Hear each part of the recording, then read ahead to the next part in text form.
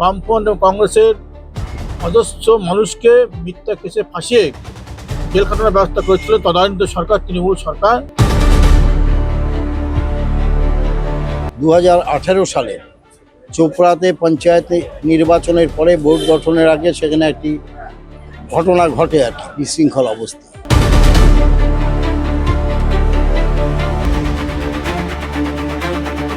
Total 37 জনের মধ্যে 17 জন বাম কর্মী আর 20 জন কংগ্রেস কর্মী। সরকার পরিবর্তন করে আইন পরিবর্তন হয়েছে, আইন পরিবর্তনের আর স্যালেন্ডার হয়েছে, নিজের পুলিশ ধরে আনেনি।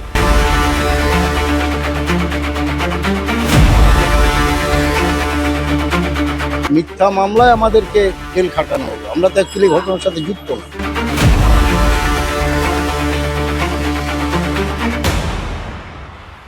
বিগত তৃণমূল সরকারের আমলে মিথ্যে মামলায় অভিযুক্ত বাম কংগ্রেস কর্মীরা অবশেষে জামিন পেলেন।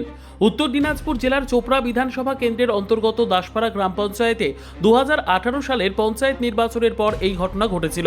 গ্রাম পঞ্চায়েতের বোর্ড গঠনকে কেন্দ্র করে ঝামেলার জেরে 36 জন বাম কংগ্রেস কর্মীকে মিথ্যে মামলায় অভিযুক্ত করা হয়েছিল তৃণমূল কংগ্রেসের পক্ষ থেকে, এমনটাই অভিযোগ। এই 36 জনের মধ্যে 17 জন ছিলেন সিপিআইএম কর্মী এবং বাকিরা ছিলেন কংগ্রেসের কর্মী।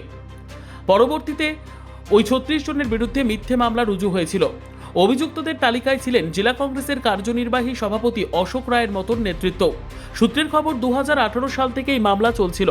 সম্প্রতি মাসখানেক আগে অভিযুক্তরা সকলে আত্মসমর্পণ করেন।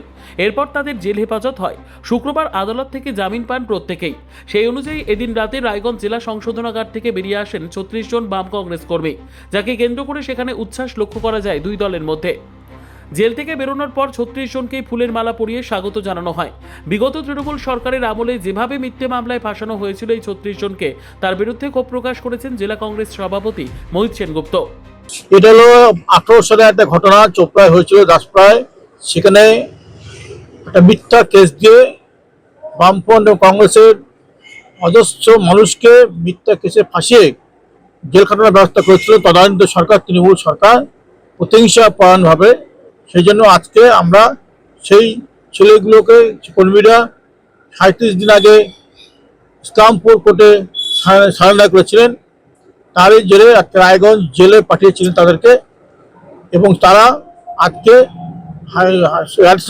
সেশন কোর্ট ইসলামপুর সেখান থেকে জামিন পেয়েছে এবং তাদেরকে আজকে ছাড়বে, এখন জেল থেকে কর্তৃপক্ষ ছাড়বে। কংগ্রেসের কতজন ছিলেন?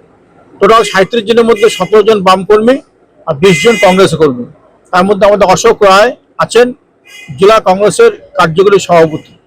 আজকে এই তৃণমূলের এই নীতি কংগ্রেস ও বামফ্রন্টকে যেভাবে তারা অত্যাচার করেছে, তার পরিণাম পেয়েছে এবার ভোটে, এবং তারা একদম পশ্চিমবঙ্গ থেকে উৎখাত হয়েছে। পশ্চিমবঙ্গ থেকে তৃণমূল কংগ্রেস যেভাবে বিরোধী পক্ষে একটা শেষ করার জন্য চক্রান্ত করেছিল এই 15 বছর ধরে, তারা আজকে নিজেরাই 15 বছর আত্ম করে ফিনিশ হয়ে গেছে দলটা তৃণমূল কংগ্রেস। এবং আজকে তার প্রতিহিংসার ফল মানুষ, জনগণ দিয়েছে। তারা আমরা চিন্তা করছি না, তা সত্ত্বেও আমরা বলছি আমাদের কর্মীরা আজকে ঘরে ফিরে যাবে, আমাদের কর্মীরা এবং কংগ্রেসের বামফ্রন্ট কর্মীরা ঘরে ফিরে যাবে। সেজন্যই আমরা উত্তরদিনাজপুর জেলা কংগ্রেস থেকে সমস্ত কংগ্রেস কর্মীবৃন্দ আমরা জেল কোর্ট ঘেটে আমরা হাজির হয়েছি। একইভাবে তৃণমূলের বিরুদ্ধে ক্ষোভ উগরে দিয়েছেন সিপিআইএম এর উত্তর দিনাজপুর জেলা সম্পাদক মণ্ডলীর সদস্য উত্তম পালও। আমরা এখানে আছি 2018 সালে চোপড়াতে পঞ্চায়েত নির্বাচনের পরে বোর্ড গঠনের আগে সেখানে একটি ঘটনা ঘটে আর কি, বিশৃঙ্খল অবস্থা। সেই ঘটনার পরিপ্রেক্ষিতে সেখানে আমাদের কমরেডদের মিথ্যা মামলায় তাদেরকে সাব্যস্ত করে, এবং আমরা গত 14ই মে তারিখে আমাদের পার্টির পক্ষে 17 জন, তার মধ্যে আমার পার্টির জেলা সম্পাদকমণ্ডলীর সদস্য বিদ্যুৎ তরফদার সহ প্রবীণ নেতা দবিরুল ইসলাম, আমাদের নজরুল ইসলাম থেকে শুরু করে আরও অসংখ্য কমরেড, যারা 17 জন, যাদের আজকে জেলা আদালতে তাদের জামিন মঞ্জুর হয়েছে। তারা একটু বাদেই তারা এখান থেকে বেরোবেন। আমাদের কমরেডদেরকে তাদেরকে সেভ করার জন্য আমরা এখানে দাঁড়িয়ে আছি।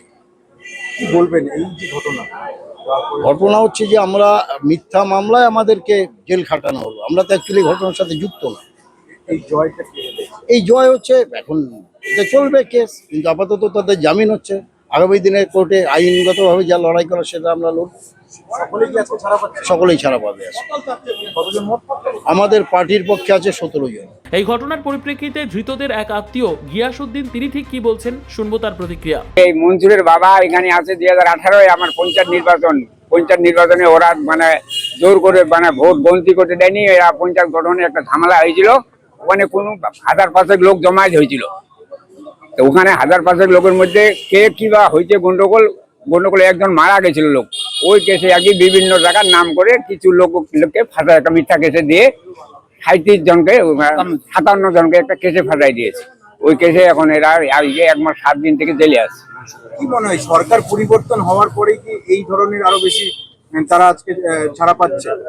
আর সরকার পরিবর্তন, সরকারের আগে তো আইন প্রশাসন ঢিলা ছিল, সরকার পরিবর্তনের পর আইন পরিবর্তন হয়েছে, আইন পরিবর্তনে এরা স্যালেন্ডার হয়েছে, নিজের পুলিশ ধরে আনেনি, এরা স্যালেন্ডার হয়েছে, স্যালেন্ডারের মাধ্যমে আজকে ওর বেল হলো। এটা কবে সারেন্ডার করেছিল? স্যালেন্ডার করেছে 14 তারিখ, 14 তারিখ, আজকে 37 দিন হলো। হ্যাঁ, জুন 14 জুন মে 14 মে স্যালেন্ডার হয়েছিল ইসলামপুর। এতদিন কি তারা এরা কি পালিয়ে বেড়াচ্ছে? না, বাড়িতেই ছিল, পুলিশ পিটায়নি, পুলিশ কোনোদিন ইয়ে করেনি, সবাই বড় নেতাগুলো ছিল, কেসটা চলছিল। কয়েকজন আগে বেল হয়েছিল, 6 জন 7 জন। RCTV সংবাদ, রায়গঞ্জ।